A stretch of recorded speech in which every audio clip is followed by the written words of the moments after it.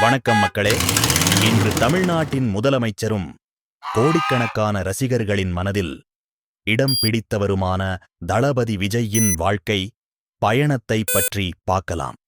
இன்று ஒரு மாநிலத்தின் தலைவராக இருக்கும் விஜய் ஒரு காலத்தில் கடுமையான விமர்சனங்களையும் தோல்விகளையும் சந்தித்தவர் என்பது உங்களுக்கு தெரியுமா? வாங்க தெரிஞ்சுக்கலாம்.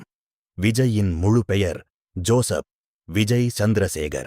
அவர் 1974 ஜூன் 22ஆம் தேதி சென்னை நகரில் பிறந்தார். அவருடைய தந்தை S.A. சந்திரசேகர் ஒரு திரைப்பட இயக்குனர். அவருடைய தாய் ஷோபா சந்திரசேகர் ஒரு பாடகி மற்றும் தயாரிப்பாளர்.